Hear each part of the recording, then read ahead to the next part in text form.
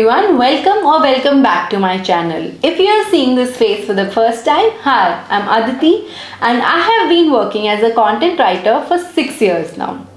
Today I'm here to share 5 most common mistakes that we writers do and how to avoid them. But don't get me wrong, mistakes are good. Mistakes are a living proof that we are working. Mistakes are a living proof that we are writing, and mistakes are a living proof that we are growing and learning. Mistakes are good. We all mess up, and messing up is fine. Messing up is completely okay. What is not okay is not learning from your mistakes and keep on doing them or repeating them again and again. While some naive, innocent and involuntary mistakes are inevitable and we all make them here and there, some mistakes can be dangerous for your career. And today, this is what I'm going to talk about, the 5 most common mistakes that we writers are making voluntarily and that can end our career. So let's dig in. First, don't choose a niche. While this advice is not wrong, but it is incomplete. Choosing a niche or restricting yourself towards a particular niche can become very boring or mundane after a while. And trust me, it will. As you chase mastery in your life and as you explore more and more things, you will want to write on other things other than the topic you are writing on or other than the niche you are working on. This will be the time that can be very dangerous to your career, as if you pivot to another topic, you can experience a mass exodus of your audience. For example, that you have been writing for a pet training and you have an honest audience to read your content. But just in case if you pivot to online marketing, you will experience people leaving you and your honest audience will be gone. Similarly, if you start writing if you are a wartime writer and you narrate war stories, but you start writing on something like science fiction or something like digital marketing, there might be a possibility that your audience might leave you. And this can be dangerous. Trust me that there will be a point of time when you will want to write about other things that are fascinating you. Restricting yourself towards a particular niche will be dangerous. And hence, my advice for all of you is to not choose a particular niche initially and do not restrict yourself. Instead, what you can do is have a unique view or a worldwide view. What I mean by a worldwide view is have a unique perspectives. What you are offering to your audience is your perspective, your opinion and your intellect. The most common thing in all kinds of content that you are putting out there is your own perspective that is unique, individual and special. The audience won't come to you just for a particular niche or a topic that you write about, but it will be coming to you for your opinion, for your perspective. They will be knowing you instead of the niche that you are writing on. Second, a weak introduction. I have emphasized on this for a while now and I'm saying that again. A weak introduction can hamper the quality of your content. There are chances that because of a weak introduction, you do not catch the attention of your readers and they might not even read your content till the end. And you do not want this. All of us make that mistake of not writing a eye-catching or attention-grabbing introduction. And this, as I have told, can be hazardous again for our career because we can have flat blog posts, flat content for our audience. And in the longer run, this will eventually hamper our careers.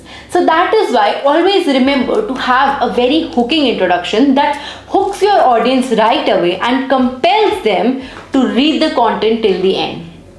This will ensure that people get hooked to the content and they read the content till the end and then do what you desired them to do.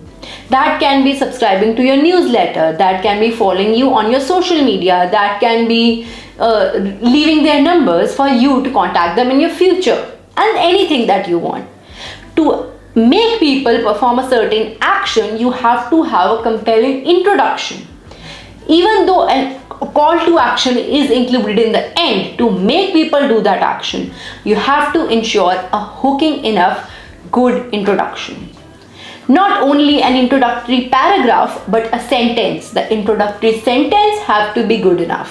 Third, lack of research. As a writer, all of us research, but sometimes we do not research enough. For writers, they can be writing about something that they are not completely aware about. They can be writing about something that they know something half about it or half truths about it. This can again present you in a wrong way if you are putting out incomplete information or false information in your content. In order to create that you are a reliable writer and a reliable source and your content is reliable, make sure that you are researching enough.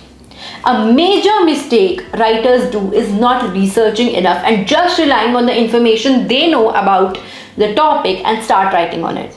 It's a big, huge blunder that we do. But in order to avoid it, what we can do is giving ample time to research on the topic that we are writing on. After researching and collecting all the data, all the facts and the figures and the opinions of the people around the world about the problems that people have been facing in that particular area, you can write a better personalized content for your audience. Research is the key to a good content.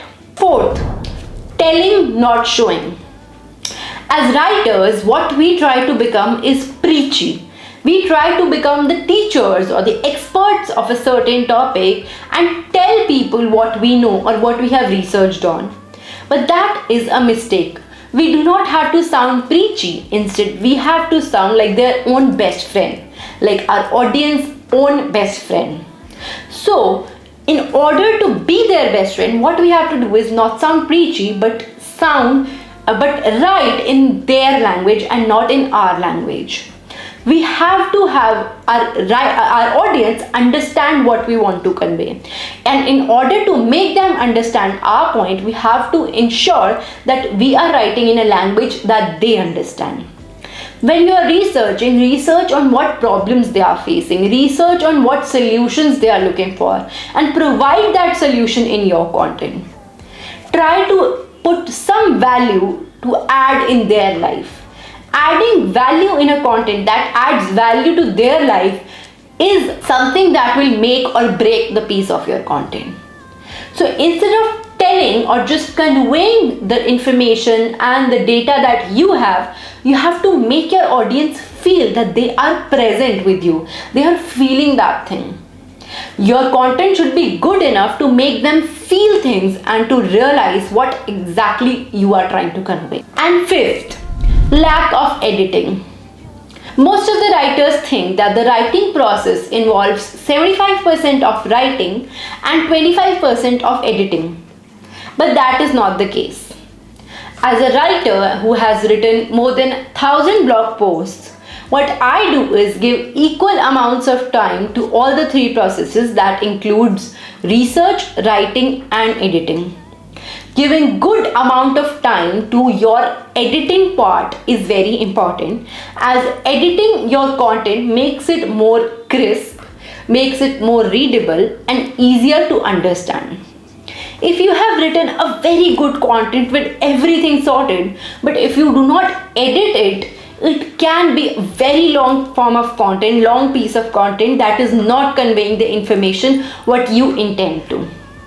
If you want your readers to understand what you're saying and your content should be presented in a good way, ensure that you are giving time to editing as much as you are giving to writing as well as researching. Researching and writing is important. Of course, for writers, researching and writing is important. But equally important is editing, removing all the things that are not required and emphasizing on things that you actually want to convey.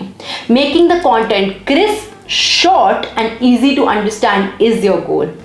And by editing, this is what you will achieve.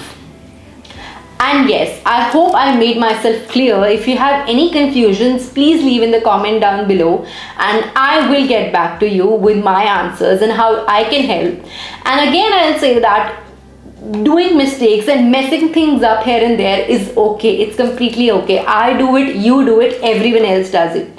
But learning from our mistakes is the key. That's it for this video. I'll see you in my next video. Bye.